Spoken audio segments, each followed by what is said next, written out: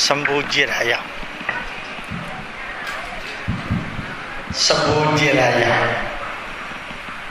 എല്ലാ കുടുംബാംഗങ്ങൾക്കും നിറഞ്ഞ ഹൃദയത്തോടുകൂടി പ്രണാമം അർപ്പിക്കുന്നു. ധന്യമായ ഈ വേദിയിൽ അയ്യപ്പ സത്രം ഉജ്ജ്വലമായി നടന്നുകൊണ്ടിരിക്കുന്ന ഈ വേദിയിൽ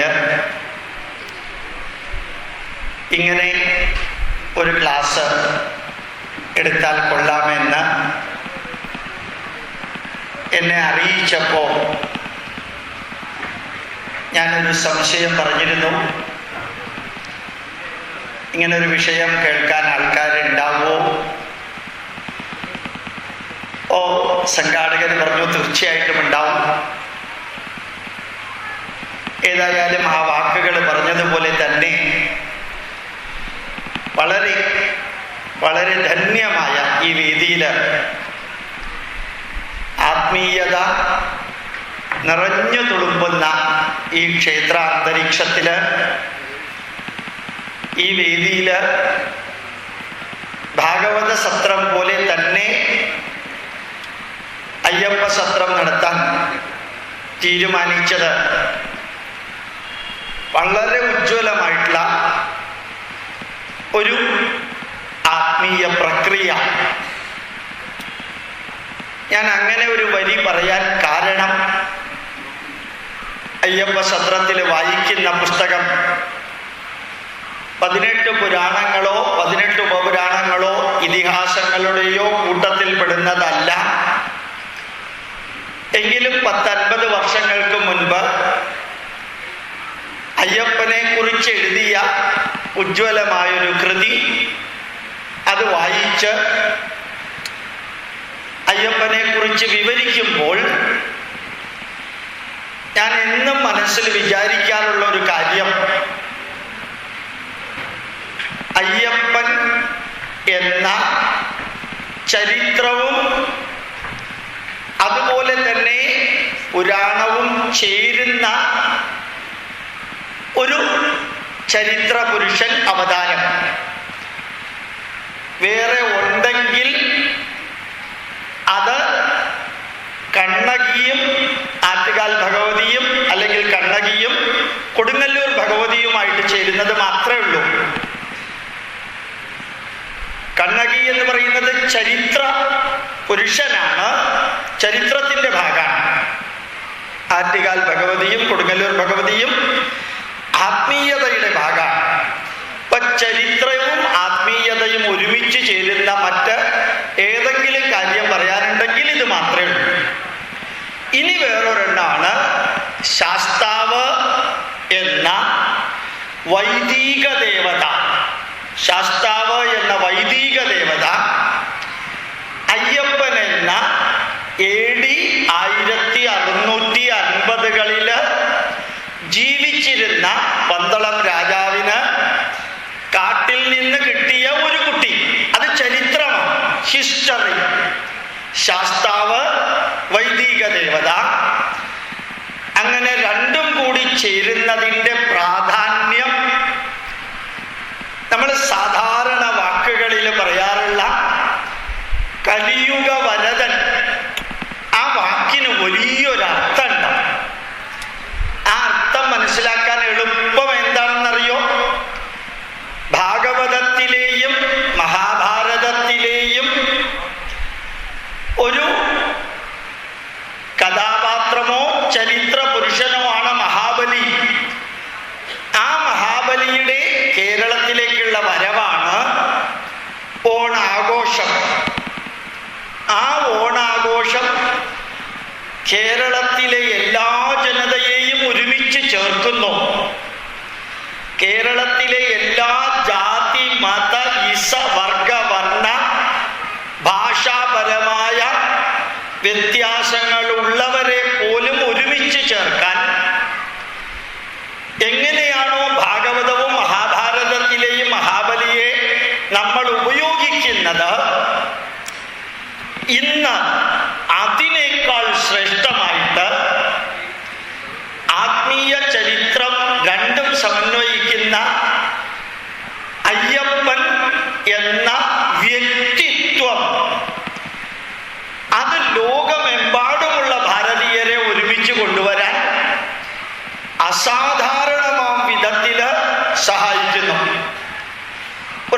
മാസങ്ങൾക്ക് മുമ്പ് ബാംഗ്ലൂർ പോയി 3 ദിവസം 7 അയ്യപ്പ ക്ഷേത്രങ്ങളിലാണ് പ്രഭാഷണം നടത്തിയത്. ഡൽഹിയിൽ പോയി 2 ദിവസം 5 അയ്യപ്പ ക്ഷേത്രങ്ങൾ. ബോംബെയിൽ പോയി അവിടെയും 5 അയ്യപ്പ ക്ഷേത്രങ്ങൾ. ഭോപ്പാലിൽ പോയി, അഹമ്മദാബാദിൽ പോയി, ബറോഡയിൽ പോയി. ഒരു 8 മാസങ്ങൾക്ക് മുമ്പ് ന്യൂയോർക്കിൽ പോയിരുന്നു. ചർലട്ടൺ എന്ന് പറയുന്ന സ്ഥലത്ത് അമേരിക്കയിൽ പോയിരുന്നു. എല്ലായിടത്തും ഉണ്ട് അയ്യപ്പ ക്ഷേത്രം. ആ അയ്യപ്പ ക്ഷേത്രമാണ് ഇന്ന് കേരളീയരെ ഒരുമിച്ച് കൊണ്ടുവരുന്നത്. ആ അയ്യപ്പ ക്ഷേത്രം കൊണ്ട് എന്തെല്ലാമാ കേരളത്തിനും മലയാളികൾക്കും നേട്ടമുണ്ടായത് എന്ന് 1, 2, 3, 4 എന്ന് പറഞ്ഞ് നമ്മൾ എഴുതി വായിക്കാൻ ശ്രമിക്കുകയാണെങ്കിൽ അതൊറ്റ വരി കൊണ്ട് പറയാം, അയ്യപ്പൻ എന്ന കലിയുഗ വരദന്റെ മഹത്വമാണ്. ഒന്ന് ആലോചിച്ച് നോക്കാം. എൻ്റെ വിഷയം വേറെയാണ്, ഞാൻ അതിലേക്ക് വരുന്നേ ഉള്ളൂ. ഒന്ന് ആലോചിച്ച് നോക്കാം. എത്രയോ 1000 വർഷങ്ങൾക്ക് മുമ്പ് കേരളം വാണരുളുന്നു, വാണരുളി എന്ന് പറയുന്ന മഹാബലി ചക്രവർത്തിയുടെ വരവ് പ്രമാണിച്ച് മൊബൈൽ ഫോൺ മുതൽക്ക് കാറ് മുതൽക്ക് വീട്ടിൽ ഉപയോഗിക്കുന്ന ഉപകരണങ്ങൾക്കെല്ലാം ഓണം പ്രമാണിച്ച് 30% reduction, industrial growth, economical growth, financial growth. ആ ഓണക്കാലത്ത് ഭാരതത്തിലെ വിവിധ സംസ്ഥാനങ്ങളിലുള്ളവര് അവരുടെ പ്രോഡക്റ്റുകൾ ഇവിടെ കൊണ്ടുവന്ന് വിറ്റ് കേരളീയരുടെ കൂട്ടത്തിൽ ഒരാളായി ജീവിക്കാൻ ആസാംകാർക്കും നാഗാലാൻഡുകാർക്കും ജമ്മു കാശ്മീരുകാർക്കും രാജസ്ഥാൻകാർക്കും പഞ്ചാബുകാർക്കും സാധിക്കുന്ന വിധത്തില് ഒരു പുരാണത്തിലെയും ഇതിഹാസത്തിലെയും ചരിത്ര പുരുഷനെ അല്ലെങ്കിൽ ചരിത്ര പുരുഷനായിട്ടുള്ള മഹാബലിയെ നമ്മൾ ഉപയോഗിച്ചു. കേരളത്തില് ഓണം സീസണിൽ നടക്കുന്ന ഈ മാറ്റങ്ങൾ കലാരംഗത്ത്, സാഹിത്യ രംഗത്ത്, ഓണക്കളി മുതൽക്ക് ഓണവുമായി ബന്ധപ്പെട്ട് 1440 കലകളാണ് കേരളത്തിൽ ഉദയം ചെയ്തിരിക്കുന്നത്. ഓണവുമായി ബന്ധപ്പെട്ട് രചിച്ചിരിക്കുന്ന കവിതകൾക്കും സാഹിത്യങ്ങൾക്കും കലാരൂപങ്ങൾക്കും ഒരു കണക്കുമില്ലാത്ത അത്രയും എണ്ണമാണ് ഓണവുമായി ചേർന്നുള്ളത്. ഇനി അതേപോലെ ഒന്ന് ശബരിമലയുമായിട്ട് എടുത്തു നോക്കാം. കേരളീയരെ മാത്രമല്ല, ഭാരതത്തിലെ വിവിധ ഭാഗങ്ങളിൽ ജീവിക്കുന്നവർ 41 ദിവസം വ്രതാനുഷ്ഠാനത്തോടുകൂടി കേരളത്തിൽ വരിക. കേരളത്തിൽ നടക്കാൻ കഴിവുള്ള ഒരു 5 വയസ്സിന് മുകളിലുള്ള ഹിന്ദുക്കളുടെ എണ്ണം 1.7 കോടിയാണ്. അതേസമയത്ത് ശബരിമലയിലേക്ക് വരുന്നവരുടെ എണ്ണം 5.3 കോടിയാണ്. ഇതെവിടെ നിന്നാണ് ബാക്കിയുള്ളവർ വന്നത്? തമിഴ്നാട്ടിൽ നിന്ന് വന്നു, ആന്ധ്രയിൽ നിന്ന് വന്നു, കർണാടകത്തിൽ നിന്ന് വന്നു, മഹാരാഷ്ട്രയിൽ നിന്ന് വന്നു. ഇപ്രാവശ്യം 600 പേര് റഷ്യയിൽ നിന്ന് വന്നിട്ടുണ്ട്, അമേരിക്കയിൽ നിന്ന് വന്ന സായിപ്പന്മാരുണ്ട്. അപ്പൊ ലോകത്തിലെ ജനതയെ ഭാരതത്തിന്റെ ഐക്യത്തിന്, സാംസ്കാരിക മൂല്യത്തിന്, ആ ക്ഷേത്രത്തിന്റെ ആത്മീയത നമ്മൾ എങ്ങനെ നാഷണൽ ഇന്റഗ്രേഷൻ ഉപയോഗിച്ചു എന്ന് നോക്കാം. അതേ ശബരിമല സീസൺ ഉള്ളത് കൊണ്ടാണ് 1990 കേരളത്തില് 18,000 ക്ഷേത്രങ്ങളിലാണ് വിളക്ക് കത്തിക്കലും പൂജയും നടന്നിരുന്നത്. 1990 18,000 ക്ഷേത്രങ്ങളിലാണ് വിളക്ക് കത്തിക്കലും പൂജയും നടന്നിരുന്നത്. 2016 42,000 ക്ഷേത്രങ്ങളിൽ കേരളത്തില് വിളക്ക് കത്തിക്കലും പൂജയുമുണ്ട്. അതിന് കാരണം കലിയുഗ വരദനായ ഈ ധർമ്മശാസ്താവിന്റെ അയ്യപ്പന്റെ ക്ഷേത്രത്തിലേക്ക് വരുന്ന വഴിക്ക് ആ ഭക്തര് ഓരോ ഇടത്താവളത്തിൽ ഇറങ്ങി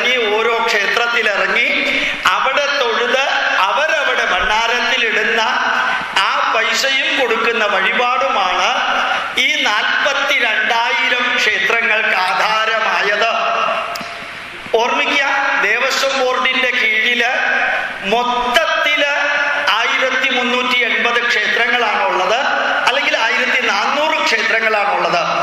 ബാക്കി ക്ഷേത്രങ്ങൾ വളർന്നത് മുഴുവനും ഈ അയ്യപ്പനുമായിട്ട് ബന്ധപ്പെട്ടിട്ടാണ്. ബാക്കി എല്ലാ ക്ഷേത്രങ്ങളിലും മണ്ഡലക്കാലം ആഘോഷിക്കാൻ തുടങ്ങിയത് ശബരിമലയിലെ മണ്ഡലക്കാലാണ്. നമ്മൾ ഓരോ ആത്മീയത യുടെ അടിസ്ഥാനത്തിലെ ക്ഷേത്രങ്ങള് ലോകം മുഴുവനും സ്ഥാപിക്കാൻ തുടങ്ങിയത് ശബരിമലയിലെ ഈ ക്ഷേത്രത്തിന്റെ അടിസ്ഥാനത്തിലാണ്. അയ്യപ്പൻ പാട്ടും ക്ഷേത്രത്തിലെ മണ്ഡലകാല ആഘോഷവും അന്നദാനവും കലാപരിപാടികളും ഉത്സവം പോലെയുള്ള ആഘോഷങ്ങളും തുടങ്ങിയതെല്ലാം ഹൈന്ദവ ജനതയില് ഹിന്ദുവാണ് എന്ന അഭിമാനമുണ്ടാക്കാൻ ശബരിമല ധർമ്മശാസ്താവിന്റെ ക്ഷേത്രം വഹിച്ച പങ്ക് വിവരണാതീതമായതുകൊണ്ടാണ് ഈ അയ്യപ്പനെ കലിയുഗ വരദൻ എന്ന് പറയുന്നത്. ഒരു പക്ഷേ ഈ അയ്യപ്പ ക്ഷേത്രവും അയ്യപ്പനോടുള്ള ഭക്തിയും മണ്ഡലകാലവും എല്ലാം ഇല്ലായിരുന്നു എങ്കിൽ ഒരു പക്ഷേ കേരളത്തിലെ ഹൈന്ദവരുടെ എണ്ണം ഇപ്പോൾ ഉള്ള അത്രയും പോലും ചിലപ്പോൾ ഉണ്ടാകുമായിരുന്നില്ല. മതപരിവർത്തനം ചെയ്ത് അവര് മറ്റു മതങ്ങളിലേക്ക് പോകുമായിരുന്നു. അപ്പോ ഒരമ്പലം 14 ഇഞ്ച് പൊക്കമുള്ള ഒരു വിഗ്രഹം, ആ വിഗ്രഹം 3200 അടി മുകളിൽ വെച്ച് ആ 14 ഇഞ്ച് പൊക്കമുള്ള ഒരു വിഗ്രഹത്തെ കാണാൻ 8 മണിക്കൂർ ക്യൂ നിന്ന് അര സെക്കൻഡ് നേരം ആ ശാസ്താവിനെ, അയ്യപ്പ വിഗ്രഹത്തെ കാണാൻ ആൾക്കാർ വരുന്നുണ്ടെങ്കിൽ ആത്മീയത മുമ്പിൽ വെച്ച് കൊടുത്താൽ അത് ധന്യമായ പ്രായോഗിക ആത്മീയതയാണെങ്കിൽ, അപ്ലൈഡ് സ്പിരിച്വാലിറ്റി, പ്രായോഗിക ആത്മീയതയാണെങ്കിൽ എങ്ങനെ മാനവരാശിയെ അത് ഒരുമിച്ച് കൊണ്ടുവരുമെന്നുള്ളതിന് പ്രത്യക്ഷമായിട്ടുള്ള തെളിവാണ് അയ്യപ്പ വിഗ്രഹവും അയ്യപ്പനുമായി ബന്ധപ്പെട്ട എല്ലാ കാര്യങ്ങളും നടക്കുന്നത്. അപ്പൊ ആലോചിച്ച് നോക്കാം, തിരുപ്പതിയിൽ എങ്ങനെയാണോ ശ്രീനിവാസ ക്ഷേത്രം, ഒറീസയിൽ എങ്ങനെയാണോ ജഗന്നാഥ ക്ഷേത്രം, തമിഴ്നാട്ടിൽ എങ്ങനെയാണോ മധുര മീനാക്ഷി ക്ഷേത്രം ഉള്ളത്, അതിനേക്കാൾ ശ്രേഷ്ഠമായിട്ട് ഇന്ന് നമുക്ക് അയ്യപ്പ ക്ഷേത്രം ഉജ്ജ്വലമായിട്ട് വരുമ്പോൾ നമ്മൾ അറിയാനുള്ള ഏറ്റവും പ്രധാനപ്പെട്ടത്, ഞാൻ സംഘാടകരോട് പറഞ്ഞു, ആരാധ്യനായ വിശ്വബാപ്പയോട് പറഞ്ഞിരുന്നു, കുറച്ചു നേരം ഇവിടെ ഇരുന്നപ്പോ ഇതിന്റെ എല്ലാം നേതൃത്വം നൽകുന്നവരോട് പറഞ്ഞിരുന്നു, ഇതിന്റെ എല്ലാത്തിൻ്റെയും പുറകിലുള്ള തത്വങ്ങള് അത് പഠിക്കണം, പഠിക്കുക. എന്തിനു പഠിക്കണം? പഠിപ്പിക്കാൻ വേണ്ടി പഠിക്കണം, പഠിപ്പിക്കാൻ വേണ്ടി പഠിക്കണം, പ്രചരിപ്പിക്കാൻ വേണ്ടി പഠിക്കണം, പ്രവർത്തിക്കാൻ വേണ്ടി പഠിക്കണം, പ്രതികരിക്കാൻ വേണ്ടി പഠിക്കണം. പഠിക്കുക, പഠിപ്പിക്കുക, പ്രചരിപ്പിക്കുക, പ്രവർത്തിക്കുക, പ്രതികരിക്കുക. എല്ലാ വാക്കും പ എന്ന അക്ഷരത്തിൽ ആരംഭിക്കുന്നു. പഠിക്കുക, പഠിപ്പിക്കുക, പ്രചരിപ്പിക്കുക, പ്രവർത്തിക്കുക, പ്രതികരിക്കുക. കഴിഞ്ഞ തലമുറ നമുക്ക് തന്നത് അടുത്ത തലമുറ 2 കൈയും നീട്ടി സ്വീകരിക്കാൻ തയ്യാറായിക്കൊണ്ടിരിക്കുന്ന ഒരു കാലഘട്ടത്തില് ജീവിക്കാൻ ഭാഗ്യം കിട്ടിയവരാ നമ്മള്. കഴിഞ്ഞ തലമുറ നമുക്ക് തന്നത് അത് അടുത്ത തലമുറയ്ക്ക് കൊടുക്കാൻ തയ്യാറാണെങ്കിൽ അടുത്ത തലമുറ സ്വീകരിക്കാൻ 2 കൈയും നീട്ടി തയ്യാറായിക്കൊണ്ടിരിക്കുന്ന ഒരു കാലഘട്ടത്തില് ജീവിക്കാൻ ഭാഗ്യം കിട്ടിയവരാ നമ്മള്. എടുക്കാൻ ധാരാളം വ്യക്തികളുണ്ട്, കൊടുക്കാനാണ് വ്യക്തികളില്ലാത്തത്. എടുക്കാൻ ധാരാളം വ്യക്തികളുണ്ട്, കൊടുക്കാനാണ് വ്യക്തികളില്ലാത്തത്. അതുകൊണ്ട് ഗോപാലകൃഷ്ണൻ തൊഴുകയോടെ നിങ്ങളോട് പറയുന്നു, നിങ്ങൾക്കറിയാവുന്ന വിഷയം എന്തോ, ഏത് വിഷയമാണെങ്കിലും വിരോധമില്ല. അയ്യപ്പ ചരിത്രം അറിയാമെങ്കിൽ അത് ബുദ്ധിക്കും യുക്തിക്കും യോഗ്യതയും ചേർത്ത് ബുദ്ധിക്കും യുക്തിക്കും ശാസ്ത്രത്തിനും നിരക്കുന്ന വിധത്തില് സയന്റിഫിക്കലി, ലോജിക്കലി, റാഷണലി അത് പഠിപ്പിക്കാൻ സാധിക്കുമെങ്കിൽ ചെയ്യുക. നിങ്ങൾക്ക് അക്ഷരശ്ലോകമാണ് അറിയുന്നതെങ്കിൽ അത് കുറേ പേരെ പഠിപ്പിക്കുക. ഭഗവത്ഗീതയുടെ 10 ശ്ലോകം അറിയാമെങ്കിൽ അത് കുറേ പേരെ പഠിപ്പിക്കുക. നിങ്ങൾക്ക് സംഗീതം അറിയാമെങ്കിൽ അത് കുറേ പേരെ പഠിപ്പിക്കുക. ഫ്ലൂട്ടോ, തബലയോ, മൃദംഗമോ, പഞ്ചവാദ്യമോ, അല്ലെങ്കിൽ ചാക്യാർ കൂത്തോ, നങ്ങ്യാർ കൂത്തോ, വില്ലടിച്ചാൻ പാട്ടോ, കഥകളിയോ, ഓട്ടംതുള്ളലോ, ഏതെങ്കിലും ഒരു വിഷയം നിങ്ങൾക്ക് നമ്മളുടെ തലമുറയുണ്ടാക്കിയത് അറിയാമെങ്കിൽ നിങ്ങളിലൂടെ തന്നെ അത് നശിച്ചു പോകാതിരിക്കട്ടെ, നിങ്ങളിൽ നിന്ന് അടുത്ത തലമുറയിലേക്ക് കൊടുക്കാൻ തീർച്ചയായിട്ടും നിങ്ങൾ ശ്രമിക്കണം. ഈ കഴിഞ്ഞ 1 വർഷമായിട്ട് 8000 വ്യക്തികളെ ഞാൻ വേദം പഠിപ്പിക്കാറുണ്ട്. അത് നേരിട്ട് ടെലിഫോണിലൂടെ, വാട്സപ്പിലൂടെ, യൂട്യൂബിലൂടെ, ഫേസ്ബുക്കിലൂടെ ഷീറ്റ് കയ്യിലേക്ക് അയച്ചു കൊടുത്ത് അവർ വേദത്തിന്റെ സ്വരത്തോടു കൂടിയ പ്രിന്റഡ് നോട്ട് നോക്കിയിരിക്കെ ടെലിഫോണിലൂടെ ക്ലാസ് എടുത്തുന്നു. അമേരിക്കയിലേക്കും കാനഡയിലേക്കും യൂറോപ്പിലേക്കും ഇംഗ്ലണ്ടിലേക്കും ഓസ്ട്രേലിയയിലേക്കും അരുണാചൽ പ്രദേശിലേക്കും ആൻഡമാൻ നിക്കോബാർ ഐലൻഡിലേക്കും ഉൾപ്പെടെ. അപ്പോ എവിടെയാണോ നിങ്ങളുള്ളത്, എന്തറിവാണോ നമുക്കുള്ളത്, ആ അറിവിൻ്റെ ഒരംശമെങ്കിലും എത്ര പേർക്ക് സാധിക്കുമോ അത്രയും പേർക്ക് പറഞ്ഞു കൊടുക്കാനുള്ള ഒരു മനസ്സ് കൂടി നമുക്ക് ഉണ്ടാവണം. ഈ അയ്യപ്പ സത്രം കഴിഞ്ഞു, അല്ലെങ്കിൽ ഭാഗവത സത്രം കഴിഞ്ഞു, അതല്ലെങ്കിൽ നവാഹം ദേവി ഭാഗവത സത്രം, അല്ലെങ്കിൽ ദേവി ഭാഗവത സപ്താഹം നവാഹം കഴിഞ്ഞു, അല്ലെങ്കിൽ രാമായണ മാസം കഴിഞ്ഞു, അതല്ലെങ്കിൽ ശ്രീകൃഷ്ണന്റെ ജന്മദിനം ആഘോഷിച്ചു. ഇതിൻ്റെ എല്ലാത്തിൻ്റെയും ഫൈനൽ റിസൾട്ട് എന്താണ്? ഇതൊക്കെ കൊണ്ട് പ്രയോജനം ഉണ്ടായത്? ആ പ്രയോജനത്തെ എണ്ണി നമുക്ക് പറയാൻ സാധിച്ചില്ല എങ്കിൽ, സാധിച്ചില്ല എങ്കിൽ ഈ അയ്യപ്പ സത്രത്തിന് വേണ്ടിയിട്ട് ഈ ഉജ്ജ്വലമായ ഹാള്, ഇത്രയും അറേഞ്ച്മെന്റ്, ഇത്രയും ഭക്ഷണ ക്രമീകരണം, നല്ല ഒരു റൂം, ഇതെല്ലാം ഉണ്ടാക്കാൻ വേണ്ടി ചെലവഴിച്ച മനുഷ്യ യത്നവും പ്രയത്നവും സമ്പത്തും, അതുകൊണ്ട് എന്ത് തിരിച്ചു കിട്ടി, അതുകൊണ്ട് എന്ത് പ്രയോജനം ഉണ്ടായി, അതുകൂടി നമ്മൾ ഓരോ സംഘാടകരും, ഓരോ സ്ഥാപനവും, ഓരോ വ്യക്തിയും വീണ്ടും വീണ്ടും വീണ്ടും ചിന്തിക്കണം. ഇപ്രാവശ്യം നമുക്ക് എന്തെല്ലാം ചെയ്യാൻ സാധിച്ചു? ആ ചെയ്യാൻ സാധിച്ചത് ലേഖനത്തിന്റെ രൂപത്തിൽ ഇറക്കിയിട്ടുണ്ടോ, CD-കളും VCD-കളുമായിട്ട് ഇറക്കിയിട്ടുണ്ടോ, അത് അടുത്ത അയ്യപ്പ സത്രത്തിന് ലഭ്യമാകത്തക്ക വിധത്തിൽ റെഡിയാക്കാൻ സാധിക്കുമോ? ഇങ്ങനെയുള്ള കാര്യങ്ങൾ ഒരയ്യപ്പ സത്രം തുടങ്ങി ഭംഗിയായിട്ട് അവസാനിച്ചു എന്നുള്ളതല്ല. ആ അയ്യപ്പ സത്രത്തിൽ ജനങ്ങൾക്ക് എത്തിച്ച സന്ദേശങ്ങൾ ആ അയ്യപ്പ സത്രം കഴിഞ്ഞ ഉടനെ യൂട്യൂബിൽ അപ്ലോഡ് ചെയ്യാനും ഫേസ്ബുക്കിൽ അപ്ലോഡ് ചെയ്യാനും അത് CD ആക്കിയിട്ടും പെൻഡ്രൈവും ആക്കിയിട്ടും ഓരോ വ്യക്തിയിലും എത്തിക്കാനും സാധിച്ചാൽ അയ്യപ്പ സത്രം കഴിഞ്ഞാലും അടുത്ത അനവധി വർഷക്കാലം ഇവിടെ നടന്ന എല്ലാ സന്ദേശങ്ങളും, എല്ലാ വിവരണങ്ങളും ഈ ലോകത്തിലെ ഏത് മുക്കിലും മൂലയിലും ഉള്ളവർക്ക് യൂട്യൂബിലൂടെയോ ഫേസ്ബുക്കിലൂടെയോ എത്താൻ സാധിക്കുന്ന വിധത്തിലുള്ള യജ്ഞവും കൂടി അൾട്രാ മോഡേൺ സയന്റിഫിക് ടെക്നോളജി ഉള്ള കാലഘട്ടത്തിൽ നമുക്ക് സാധിക്കും എന്ന് പറഞ്ഞുകൊണ്ട് ഞാൻ എൻ്റെ വിഷയത്തിലേക്ക് കടക്കുകയാണ്. അല്പം കട്ടിയുള്ള വിഷയമാണ് ഈശ്വരാനുഗ്രഹം കൊണ്ട് എനിക്ക് തന്നിരിക്കുന്നത്. ദൈവാനുഗ്രഹം കൊണ്ട് നിങ്ങൾക്കത് മനസ്സിലാക്കാൻ ബുദ്ധിമുട്ടാണ്. ഈശ്വരാനുഗ്രഹം കൊണ്ട് തന്നിരിക്കുന്നത് കട്ടിയുള്ള വിഷയമാണ്. ദൈവാനുഗ്രഹം കൊണ്ട് മനസ്സിലാക്കാൻ ബുദ്ധിമുട്ടായതുകൊണ്ട് ഞാൻ പോയിന്റ് ബൈ പോയിന്റ് ആയിട്ട് കുറേ കാര്യങ്ങൾ പറയാം.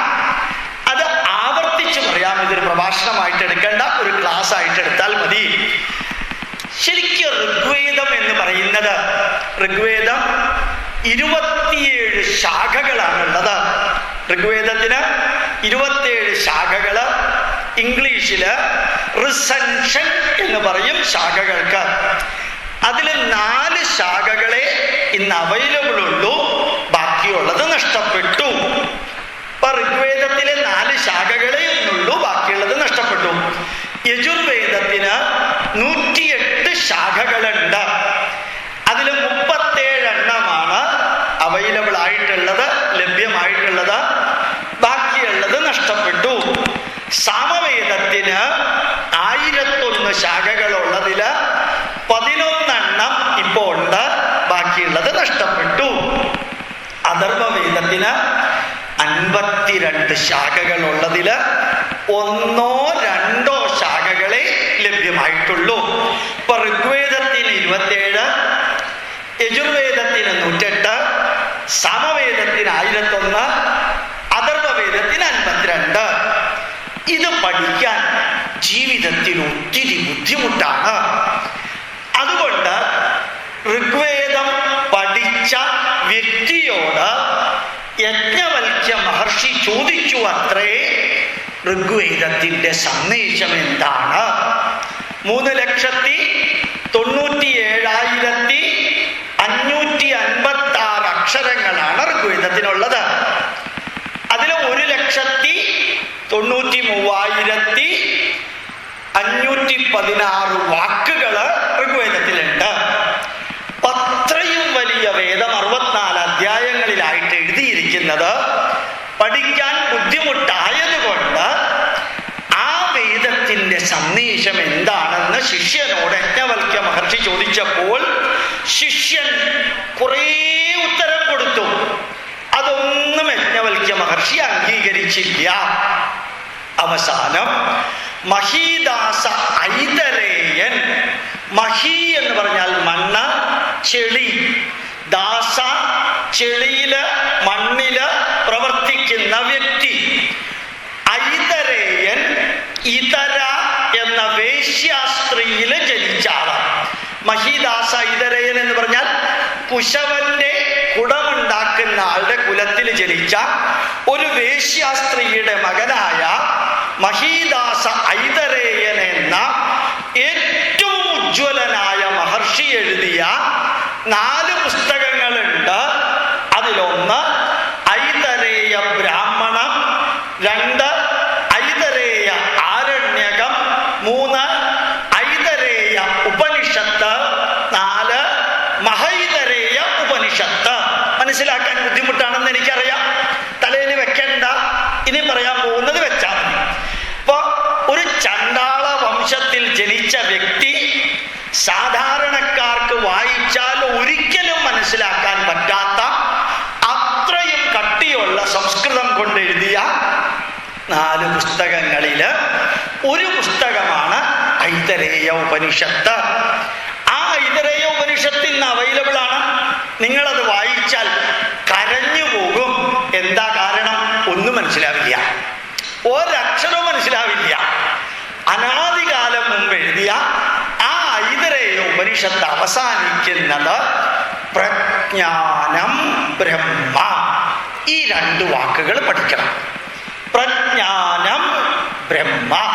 എന്താ ഇതിന്റെ അർത്ഥം അറിയോ?